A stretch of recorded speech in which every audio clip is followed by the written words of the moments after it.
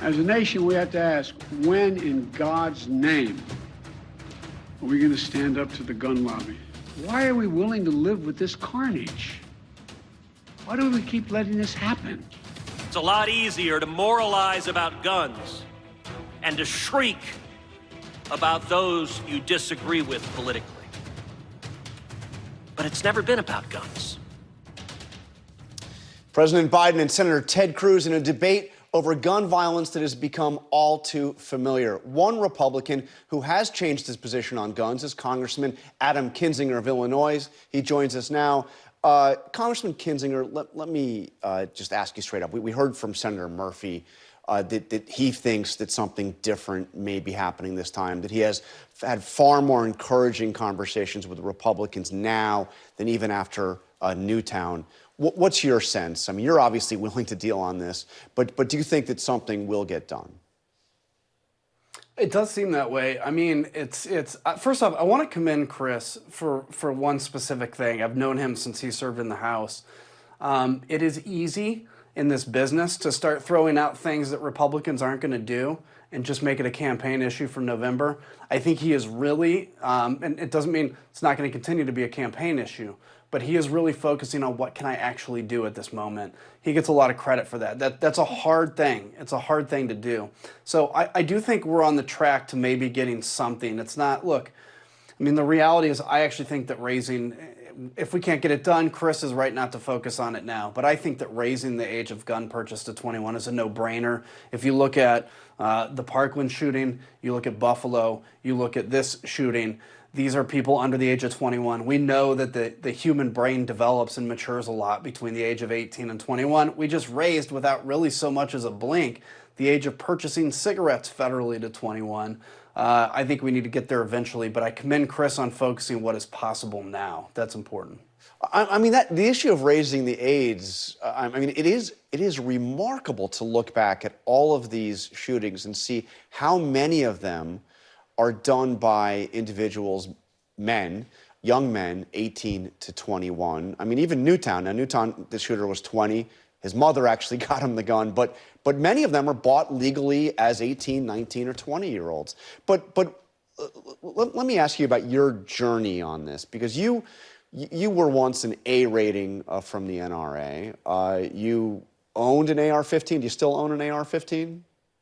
I do, yep. So help me understand, how did you go from being somebody that was kind of, right in line with the gun lobby on this to somebody who thinks it's time to change these laws? Look, it's a journey of, getting sick of seeing the mass shootings.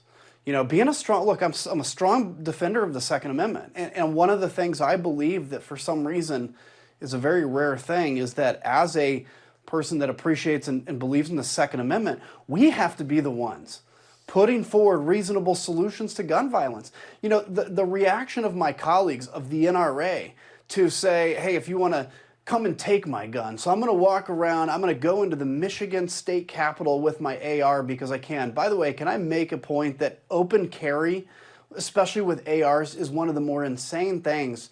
Maybe out west it works fine. I'm not going to go after it there. But to walk into the state capitol of Michigan with a gun because it makes you feel tough, these are the kinds of things that Second Amendment supporters are doing no favors to defend that Second Amendment the next generation. So for me, I woke up the morning after the Vegas shooting. I had shot a bump stock before. I heard the audio from that shooting. I knew that was a bump stock.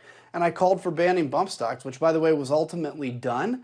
And because of that, the NRA basically said Kinzinger's a rhino or whatever their language was. And I realized, especially then, the only thing the NRA cares about is raising money on your back. They don't really give a lot of money to people. They can get people upset. And they're competing with another group called Gun Owners of America. You think the NRA is crazy? Look at the Gun Owners of America. These are the ones that believe there should be zero restrictions on owning guns.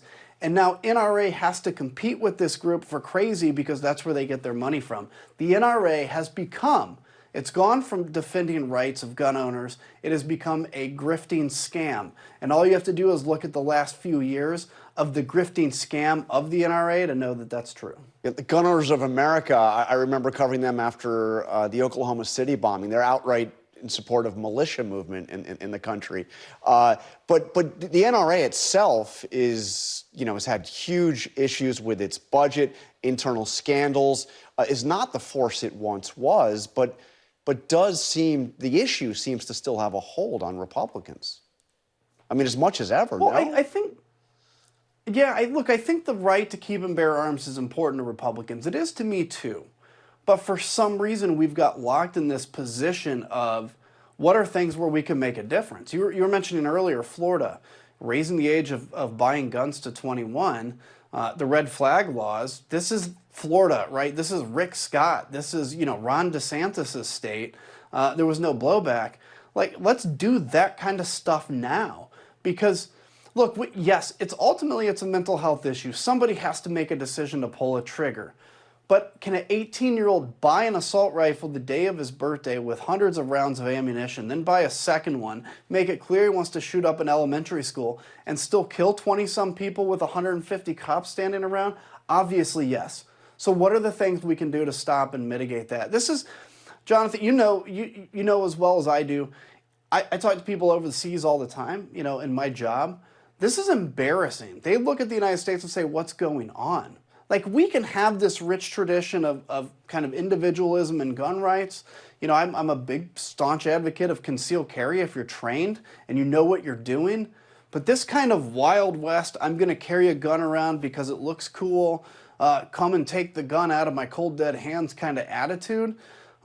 First off, you're not really doing anything to defend your rights with the next generation. Secondly, you're playing tough camp out there while real people and innocent people are dying. So just before you go, the AR-15, which, as you said, you own an AR-15. Las Vegas, it was an AR-15. The Pulse nightclub, Sandy Hook, Uvalde, so many of these are with that weapon. What do you say to Chris Murphy, who says that the AR-15 should be banned? Straight up banned. Why do you still own one? I say that I'd love to get in a conversation with him about it in a good way, because I'll tell you where I've come on this. I think we need to have this real discussion, and I don't mean that as politicians say so they can kick to the next question. I think if there's a way to maybe, when it comes to ARs, is there a special license you need to own one? Are there ways that we can ensure that those that own them are the ones, look, again, we all have to admit and know 99.9% of AR owners aren't walking in and having mass shootings. Is there a way to differentiate and make a distinction there? Okay. I'm definitely ready to engage in that conversation, and maybe that ultimately includes not selling them anymore. That's fine, because to me, again, I'm focused on saving life now. At the same time, what's the first thing we can do that I think will mitigate this problem? Let's raise the age to 21. And I think look at the AR discussion as kind of the short and near and far, and also far-term target. Right now, this is insane, and there's things we can do to stop it. Congressman Kinzinger, and let me also say, I know you're an Iraq War veteran, member of the Air National Guard.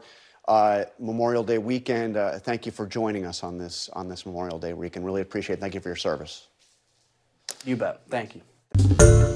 Hi everyone, George Stephanopoulos here. Thanks for checking out the ABC News YouTube channel. If you'd like to get more videos, show highlights, and watch live event coverage, click on the right over here to subscribe to our channel, and don't forget to download the ABC News app for breaking news alerts. Thanks for watching.